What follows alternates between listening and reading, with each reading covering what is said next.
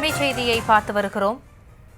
தமிழகத்தில் அரசு மருத்துவமனை செவிலியர்கள் பணியிட மாற்றத்துக்கு லஞ்சம் கேட்பதாக புகார் எழுந்திருக்கிறது. நர்ஸ் பணியிட மாற்றத்திற்கு 10 லட்சம் ரூபாய் வரை லஞ்சம் கேட்பதாக லஞ்ச ஒழிப்புத்துறையில் புகார் அளிக்கப்பட்டிருக்கிறது. அது குறித்தான அண்மை செய்தியை பார்த்து வருகிறோம். விவரங்களோடு இணைந்திருக்கிறார் எமது செய்தியாளர் ஜெர்ரி.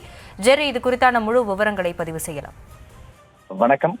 தமிழ்நாடு நர்சுகள் முன்னேற்ற சங்கம் சார்பில் சென்னையில் உள்ள லஞ்ச ஒழிப்புத்துறை தலைமை அலுவலகத்தில் இயக்குநருக்கு புகார் மனு ஒன்றை அனுப்பியிருக்கின்றனர். அதில் தமிழகத்தில் உள்ள அரசு மருத்துவமனை மற்றும் மருத்துவ கல்லூரி மருத்துவமனைகள்ல பணிபுரியும் செவிலியர்களின் பணியிட மாற்றம் செய்வதற்கு, அதிலும் செவிலியர்கள் கேட்கும் மருத்துவமனைகளில் பணியிட மாற்றம் செய்வதற்கு 5 லட்சம் ரூபாய் முதல் 10 லட்சம் ரூபாய் வரை லஞ்சமாக கேட்டு முறைகேடாக பணியிட மாறுதல் ஆணை வழங்குவதாக குற்றம் சாட்டியிருக்கின்றனர். அதிலும் சென்னை தேனாம்பேட்டையில் உள்ள டிஎம்எஸ் வளாகத்தில் செயல்பட்டு வரும் மருத்துவம் மற்றும் ஊரக பணிகள் இயக்குநரக அலுவலகத்தில் நர்சிங் பிரிவில் பணிபுரியும் நிர்வாக அலுவலராக உள்ள ஜெயக்குமார் என்பவர், அலுவலக கண்காணிப்பாளராக உள்ள மணிவாசுகி, வளர்ச்சி மற்றும் திட்ட பிரிவில் பணியாற்றும் சதீஷ்குமார் ஆகிய 3 பேர் ஒன்றிணைந்து தமிழகத்தில் உள்ள அரசு மருத்துவமனைகளில் பணியாற்றும் செவிலியர்களுக்கு விருப்பப்பட்ட மருத்துவமனையில் பணியிட மாறுதல் செய்ய 10 லட்சம் ரூபாய் வரை லஞ்சமாக பெற்று முறைகேடாக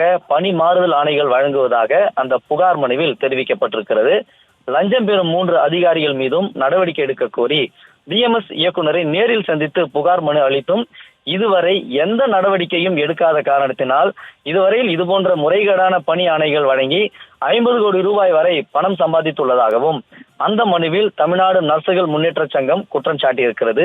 எனவே மேற்குறிப்பிடப்பட்ட 3 அதிகாரிகள் மீது உரிய நடவடிக்கை எடுக்கும்படியும் பல்வேறு இடங்களில் வாங்கி குவித்துள்ள அசையும் மற்றும் அசையா சொத்துக்களையும் மீட்க வேண்டும் என்றும் 3 பேரையும் கைது செய்து சட்ட நடவடிக்கை எடுக்க வேண்டும் என்றும் சங்கத்தின் சார்பாக கேட்டுக்கொள்வதாக அந்த புகார் மனுவில் தெரிவிக்கப்பட்டிருக்கிறது. அதே போல முக்கியமாக டிஎம்எஸ் அதிகாரிகளிடம் இந்த புகார் தெரிவித்தும் உரிய நடவடிக்கை எடுக்கவில்லை என்பது அவங்களுடைய முக்கிய குற்றச்சாட்டாகவும் இருக்கிறது.